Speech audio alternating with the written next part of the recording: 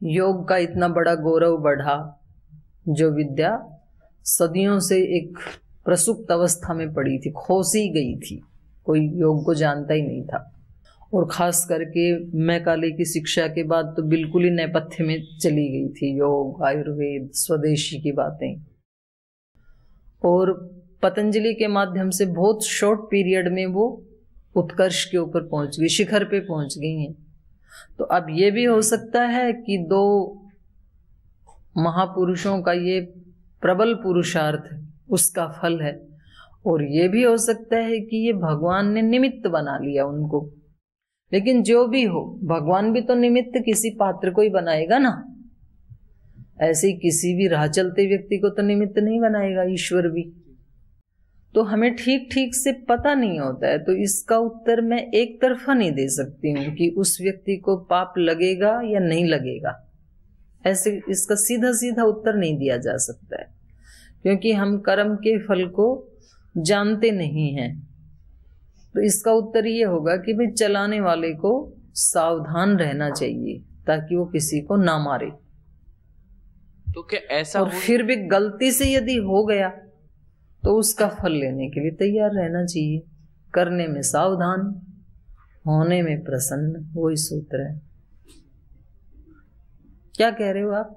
मैं ये कह रहा था दीदी, ऐसा हो सकता है कि किसी ने पाप नहीं करे ऐसे कि उसको अभी कष्ट मिले, पर फिर भी उसको कष्ट क्या मिल सकता है बिना उसके कर्म? ना, बिल्कुल नहीं मिल सकता। ये अटल नियम है कर्म फल का। तो मतलब बिना कर्म के कोई फल नहीं मिल सकता ना। किया होगा कभी ना कभी, वो इस जन्म में नहीं किया होगा, ये हो सकता है। इस जन्म में, जन्म से लेके आज तक कोई गलत काम नहीं किया और फिर भी बुरा फल मिल रहा है। तो पीछे का भी तो है, एक बैग साथ में तो लेके चल रहे हैं गट्ठर पूरा। पर बिना किए नहीं मिलता है कभी भी किसी को, मिलता है किए हुए का ही। और सारे फल जो हमें खराब लगते हैं वो खराब ही हों ये भी जरूरी नहीं है। हमारी दृष्टि तो अभी अल्प है ना भाई, तो कभी कभी ऐसे लगता है कि ये तो जीवन में ऐसी परिस्थिति आ गई, बहुत बुरा हो गया मेरे साथ तो। और कभी कभी वो अच्छे के लिए होता है, भगवान उसको और एक कदम आगे बढ़ाना चाहते हैं, कुछ नया सिखाना चाहते हैं, तो वो अच्छे के लिए भी होता है। धन्यवाद। कभी कभी कुछ माता पिता जानबूझ के अपने बच्चों को ना ऐसी कठिन परिस्थितियों में डाल देते हैं कि भाई हम इसमें कोई हेल्प नहीं करेंगे आपकी, जो करना अपने आप करो। बोल जी मैं वहाँ एडमिशन के लिए जा रहा हूँ, तो मैं तो वहाँ किसी को जानता भी नहीं हूँ, तो आप मेरे साथ चलो। बोल भाई मेरे पास टाइम नहीं है, आप फीस ले जाओ और जाके अपने काम खुद करो। तो बच्चे को लगता है कैसा बाप है बताओ, सबके पापा साथ जाते हैं और ये हमारे साथ ही नहीं आते। तो पापा का कोई वैर नहीं है इस बच्चे से, पापा को लगता है भी ये सेल्फ डिपेंडेंट बने ना, उसको पता है कि कोई भी दिक्कत आने वाली नहीं है, इधर उधर थोड़ा पूछेगा बता देंगे लोग। तो इसकी भी अपनी योग्यता बननी चाहिए। तो ऐसे ही भगवान भी कभी हमें आगे बढ़ाने के लिए कठिन परिस्थिति से गुजारते हैं, तो उसमें भगवान का कोई वो बुरा फल नहीं होता है, अच्छा ही होता है। चलो तब आगे पढ़ते हैं, बहुत है आज के प्रश्न इतने। अब रावण इनकी बात को कितना समझा देख लीजिए। मारीचेन तु तद्वाक्यम क्षमं युक्तं निशाचर उक्तो न प्रतिजग्राह मर्तुकामा इव औषधम् तं पथ्य हितवक्तारं मारीचं राक्षसाधिप अब्रवीत् परुषं वाक्यम् अयुक्तं कालचोदितः यत् किलैतद्युक्तार्थं मारीच मयि कथ्यते वाक्यं निष्फलमत्यर्थम् उक्तं बीजमिवोषरे त्वद्वाक्यैर्न तु मां शक्यं भेत्तुं रामस्य संयुगे पापशीलस्य अवश्यं तु मया तस्य संयुगे खरघातिनः प्राणैः प्रियतरा सीता हर्तव्या तव सन्निधौ एवं मे निश्चिता बुद्धिर्हृदि मारीच वर्तते न व्यावर्तयितुं शक्यास्तेन्द्रैरपि सुरासुरैः। रावण यदि ऐसे हितोपदेशों को मान ले तो उसको रावण कौन कहे? ऐसी हितकारी बातें यदि मान ले वो, तो फिर ऐसा थोड़ी रहता, फिर तो महात्मा बन जाता, साधु बन जाता। तो कई बार ऐसे होते हैं ना जीवन में, गुरुजनों की बातें बहुत अच्छी, ताली भी बजाते हैं, डायरी में भी नोट करते हैं, लेकिन जीवन वहीं की वहीं रहेगा, पतनाला वहीं गिरेगा। तो ऐसा भी होता है। तो इनको जची नहीं इनकी बात, हितोपदेश इनको नहीं अच्छा लगा। मारीचेन तो तद्वाक्यम क्षमम युक्तम निशाचर। मारीच के जो वाक्य थे, शिक्षाप्रद वाक्य थे, क्षमम युक्तम, तो वो जो निशाचर है रावण, उक्त न प्रतिजग्राह, जो कुछ उन्होंने कहा उसको उन्होंने स्वीकार नहीं किया। मर्तु काम इव औषधम, जैसे मरने की कामना वाला व्यक्ति औषधि को स्वीकार नहीं करता है, मतलब अभी उसको मरना ही है, तो उसकी सिचुएशन ऐसी होती है, उसके मुंह में अब आप अमृत डालते रहो, गिर जाएगा बाहर, क्योंकि उसकी सामर्थ्य नहीं है लेने की अभी बेचारी की। तो कभी कभी जीवन में हम गलत रास्ते पर इतने आगे बढ़ जाते हैं कि ये अच्छी बात सुनने की सामर्थ्य चली जाती है, अच्छी बातें अच्छी लगती ही नहीं है। तो ये अपनी पहचान भी है। हमारा आरोग्य अभी आध्यात्मिक दृष्टि से कैसा है, कैसे पता लगे, क्या कैसे पहचान करें? हम स्टार्टिंग में हैं या मध्यम मार्ग में पहुंचे हैं या थोड़े और आगे बढ़े हैं, ये कैसे पता लगे? जब किसी दूसरों के हितकारी उपदेश अच्छे लगने लगे, ऐसे लगे कि वे ठीक कह रहे हैं और मेरे को ऐसा बनना है, ऐसे निश्चय करने लगे व्यक्ति, तो समझना कि स्थिति ठीक है, मध्यम कोटि की है। उत्तम कोटि की होगी तब तो हम वो ही बन ही जाएंगे, पर अभी हमें लगता है कि ये करना है और बहुत अच्छा बता रहे हैं और मुझे समय रहते हुए, शक्ति के रहते हुए इसका अभ्यास करना है, तब तो है मध्यम कोटि का, ठीक ठाक स्थिति है। और अगर किसी का हितोपदेश सुन के ये लगे बोले ऐसे कहते रहते हैं, कुछ नहीं होता, ये सब क्या है, एक शब्द प्रयोग करते हैं, सब ढकोसले हैं, कुछ कुछ ऐसे शब्द प्रयोग कर देते हैं, तो समझ लेना कि अभी हम गलत नेगेटिविटी में, गलत मार्ग में, विपरीत दिशा में काफी आगे बढ़ चुके हैं। अच्छी चीजें अच्छी ना लगें और बुरी चीजें बुरी ना लगें तो समझ लेना स्थिति ठीक नहीं है, ऐसे पूज्य गुरुदेव बताते हैं। अच्छी चीजें अच्छी लगने लगें, बुरी चीजें बुरी लगने लगें तो समझना स्थिति अच्छी है।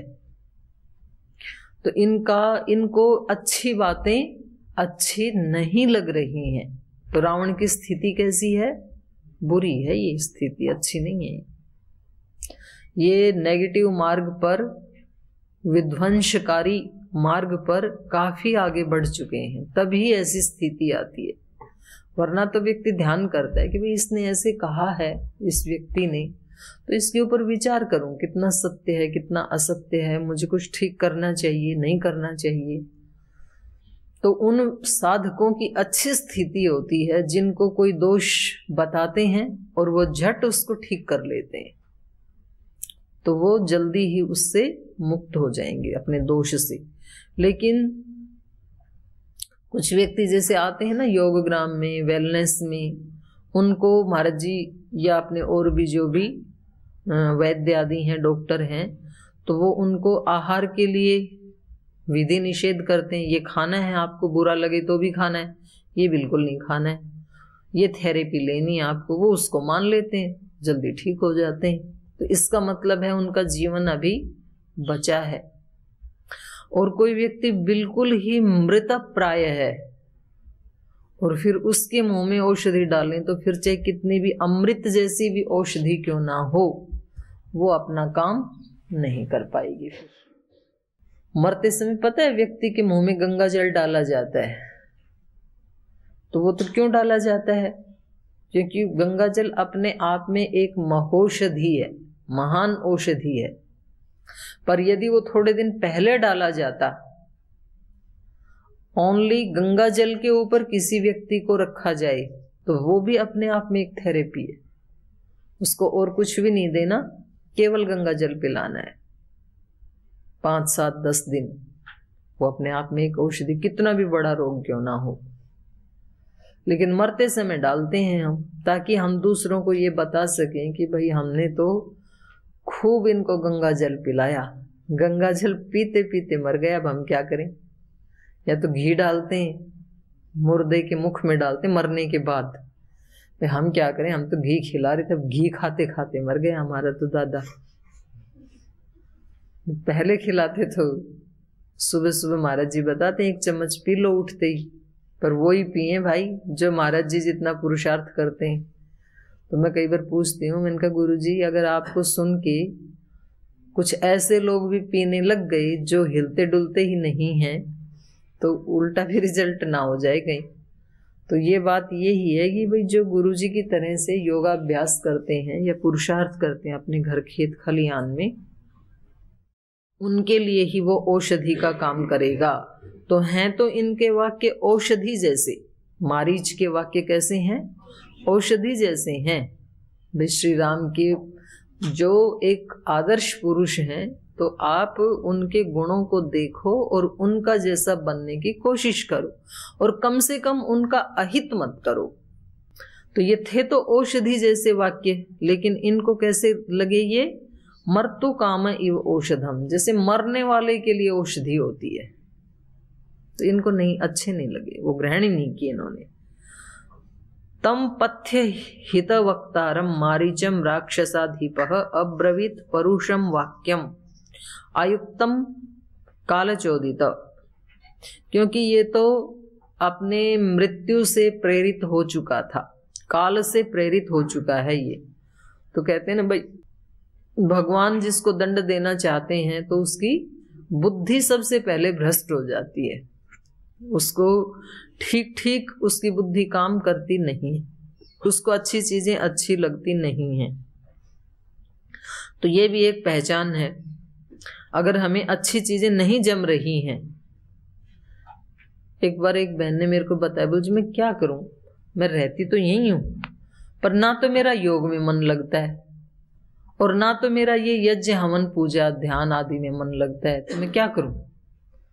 तो मैंने कहा भाई इसके ऊपर तो आपको खुद ही चिंतन मंथन मनन आदि करना पड़ेगा। और इस अपनी स्थिति से ये भी हम अनुमान लगा सकते हैं कि ये स्थिति मेरी ठीक नहीं है, इसका परिणाम क्या होगा। क्योंकि योग खास करके आज के युग में, हो सकता है पहले कुछ लोग ना भी करते हों तो भी वो ठीक रह सकते थे, क्योंकि आहार ठीक था और काम खूब ज्यादा करते थे, फिजिकल वर्क बहुत ज्यादा थे। तो हो सकता है कि उस समय कोई योग ना भी करता हो तो भी वो ठीक रह जाए। लेकिन आज के युग में तो योग एक अनिवार्य अपरिहार्य विधि बन गई है, नहीं करेगा तो वो व्यक्ति ठीक रह नहीं सकता है। तो कम से कम इस परिणाम को ध्यान में रख करके ही योग कर ले। नहीं करूंगा तो मोटा हो जाऊंगा, मोटा हो गया तो कई रोग आ जाएंगे, रोग आ गए तो फिर एक बार आए तो उनको निकालना कठिन हो जाएगा। तो ऐसे सोच करके ही कर लेना चाहिए। तो हमें कौन सी चीजें अच्छी नहीं लगती हैं, तो ये भी समझना चाहिए कि भाई ये काल से प्रेरित हो गया हूं मैं। फिर मृत्यु नजदीक होती है, और मृत्यु केवल फिजिकल बॉडी की ही नहीं होती है, मन की भी मृत्यु होती है, बुद्धि की भी मृत्यु होती है, और आत्मा की भी मृत्यु होती है। तो जी आत्मा तो अमर है, उसकी मृत्यु कैसे हो सकती है? जब हम आत्मा की प्रेरणा को सुनते नहीं हैं तो आत्मा प्रेरणा देना ही बंद कर देता है। ये ही आत्मा की मृत्यु बोलते हैं ना भाई, इसकी तो आत्मा ही मर गई।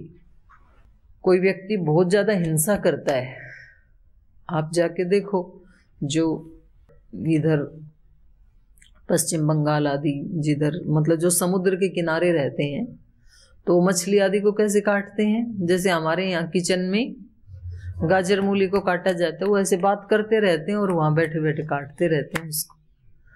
तो ऐसे लगता है कि मतलब उनके लिए बिल्कुल सामान्य कृत्य है वो, कुछ ऐसा लगता ही नहीं है कि, क्योंकि बचपन से वो ही देखा है, उन्हीं परिस्थितियों में जिए हैं और उसको किसी ने बुरा बताया भी नहीं। तो फिर यूं कहेंगे कि भाई ये व्यक्ति तो किसी की हिंसा करने से बिल्कुल नहीं डरता है। जेल में एक व्यक्ति से एक बार मिले हम, किसी अन्य से मिलने गए थे और वहां मिल गए, इतना मस्त एकदम ऐसे जैसे तो कोई अनासक्त योगी हो। भाई जेल में रह करके ये इतना मस्त कैसे हो सकता है? तो उसके बारे में पूछा फिर, तो वो बताया, बोली इसने उनसे पूछा भाई आप इतने मस्त कैसे रहते हैं यहाँ पर? तो सब लोग मतलब ऐसे रहते हैं दुखी दुखी से, परेशान से। बोले 100 को तो सटका के आया था और 10 मेरी दृष्टि में और हैं, उनको बाहर जाते ही करूंगा काम।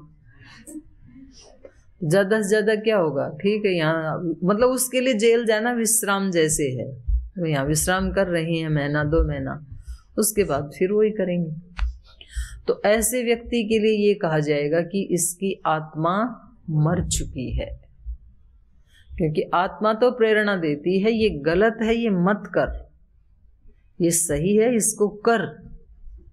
फिर थोड़े दिन हम उसकी सुनते नहीं है। आत्मा कहती है कि ब्रह्म मुहूर्त में उठना ही सही है।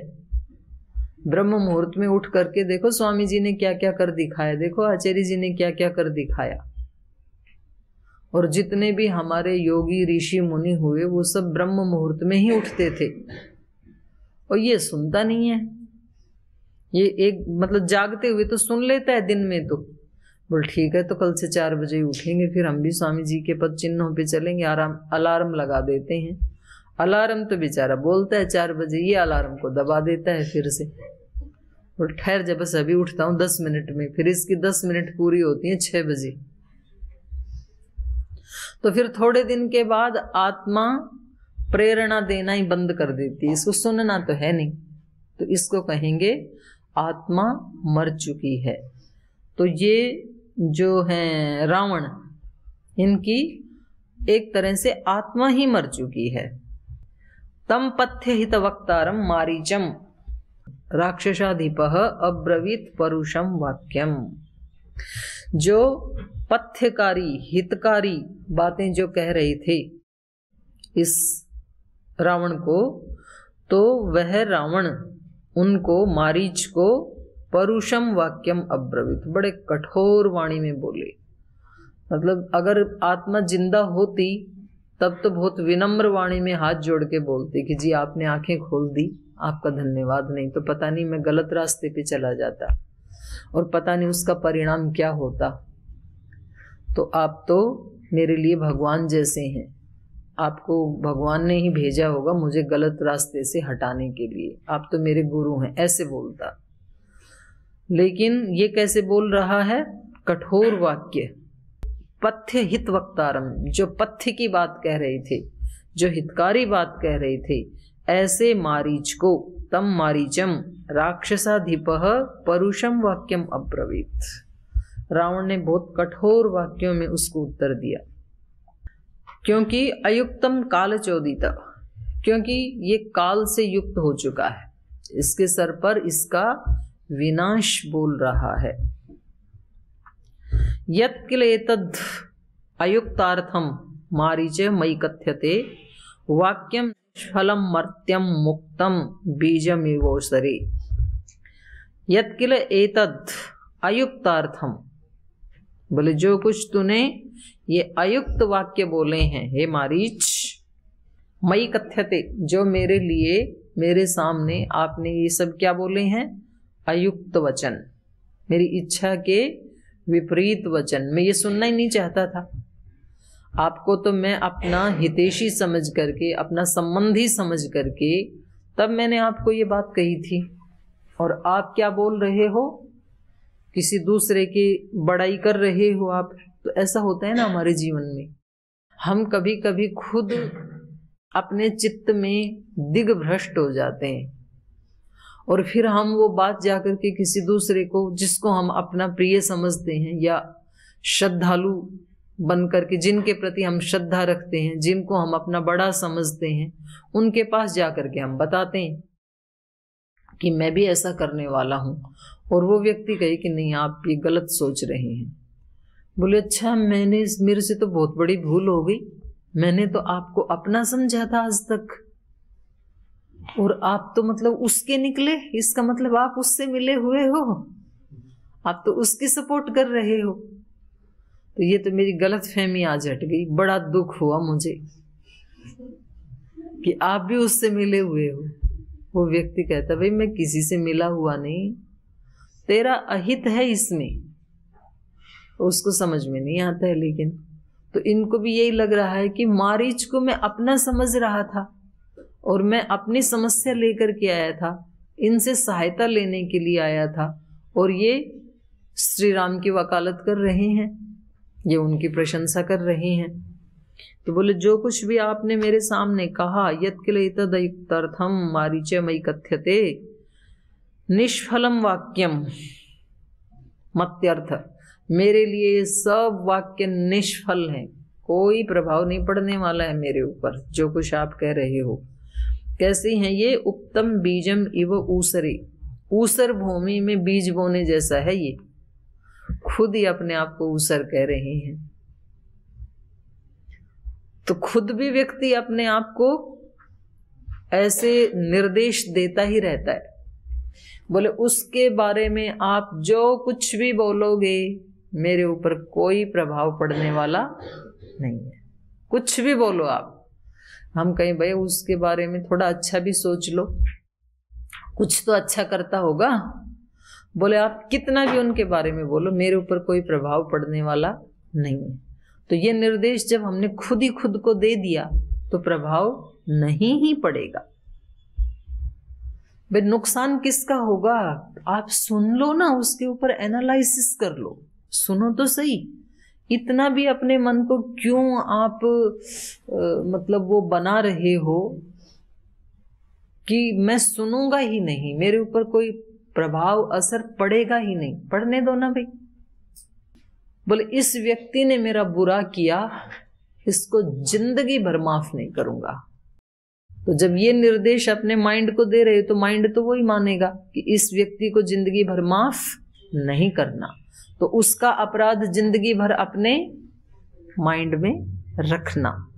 तो आप कोई गंदी चीज अपने माइंड में रख रहे हो तो नुकसान हमारा है या उस व्यक्ति का है? हमारा है। हमारे घर में कोई गंदगी आ गई मान लो, तो उसको जल्दी जितना हो सके हटाना चाहिए ना, ताकि बदबू ना आए। और हमने प्रतिज्ञा कर ली कि मरण पर्यंत इस गंदगी को नहीं हटाऊंगा। ठीक भाई, रखे रखो भाई, आपको ही बदबू आएगी, आपकी ही पवित्रता में ये बाधा डालेगा। तो रावण ने जिद कर ली कि आपके वाक्यों का मेरे ऊपर कोई असर होने वाला नहीं है। आपने ये जो कुछ भी मेरे लिए बोला है, तो वास्तव में साधक का बिहेव कैसा होना चाहिए? सुनेंगे, उसके ऊपर एनालिसिस करेंगे, विश्लेषण करेंगे। अगर उसमें से कुछ सच्चाई है, हमारे अंदर कुछ दोष है, तो हटा देंगे, और सच्चाई नहीं है तो एक साइड में रखेंगे, तो भी अपने ऊपर प्रभाव नहीं होने देंगे। ठीक है, ये उस व्यक्ति का अपना व्यू है, उसकी अपनी समझ है, लेकिन सुनेंगे तो सही। कोई कह रहा है तो उसका विश्लेषण तो करेंगे, क्यों कह रहा है, किस स्थिति में कह रहा है। तो इन्होंने तो कह दिया कि ये आप जो कह रहे हो ये ऊसर भूमि में बीज बोने जैसा है। ऊसर भूमि में आप बीज डाल दो, एक भी अंकुर फूटेगा ही नहीं, रिजल्ट आएगा ही नहीं। और जो अच्छे से हल आदि चला के जिसको तैयार किया है, जिस भूमि को, उसमें आप बीज बो, तुरंत अंकुर फूटेगा, वो तैयार है। तो साधक क्या करता है? ये जो यम नियम का पालन है, या अभ्यास वैराग्य है, या सेवा है, सुमिरन है, संध्या उपासना है, उपवास है, ये सब चित्त में हल चलाने का काम करते हैं। चित्त की भूमि को तैयार करने का काम करते हैं। और जब हमारा चित्त ऐसा तैयार हो गया, जैसे खेत को जोतते हैं, खेत जोतना बोलते हैं उसको, तो जुते हुए खेत में बीज बोते ही उसमें अंकुर फूटेगा। तो ऐसा चित्त जब हमने अपनी साधना से तैयार कर लिया, तो कोई भी अच्छा बीज किसी गुरु ने डाला, किसी साधु सन्यासी ने डाला, किसी शास्त्र ने डाला, तुरंत उसका अंकुरण हमारे चित्त में होगा। माने वो चीजें हमारे जीवन से अभिव्यक्त होने लगेंगी। तो ये सारी साधनाएं किसके लिए हैं? चित्त को उर्वरा बनाने के लिए हैं, चित्त की ऊसरता को मिटाने के लिए हैं।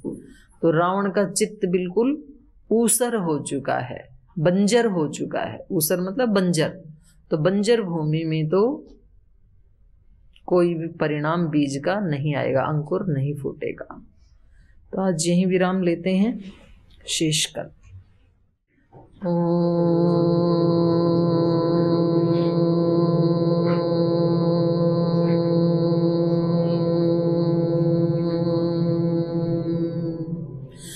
शांति शांति शांति। श्री गुरुभ्यो नमः। ऐसे हैं मेरे राम, ऐसे हैं मेरे राम, ऐसे हैं मेरे राम, ऐसे हैं मेरे राम।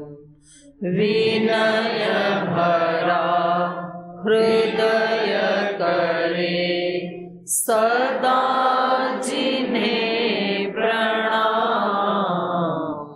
ऐसे हैं मेरे राम, ऐसे हैं मेरे राम। राम सा पुत्र ना राम सा भ्राता, राम सा पति नहीं राम सा त्राता। राम सा पुत्र ना राम सा भ्राता, राम सा पति नहीं राम सा त्राता।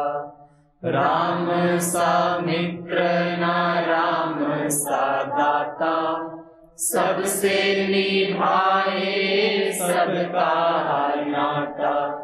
राम सा मित्र ना राम सा दाता, सबसे निभाए सबका नाता। स्वभाव से उदार शांत, सब गुणों के धाम। ऐसे हैं मेरे राम, ऐसे हैं मेरे राम। विनय भरा हृदय करे सदा जिन्हें प्रणाम। ऐसे हैं मेरे राम, ऐसे हैं मेरे राम, ऐसे हैं मेरे राम, ऐसे हैं मेरे राम, ऐसे हैं मेरे राम, ऐसे हैं मेरे राम। ओम श्री गुरुभ्यो नमः।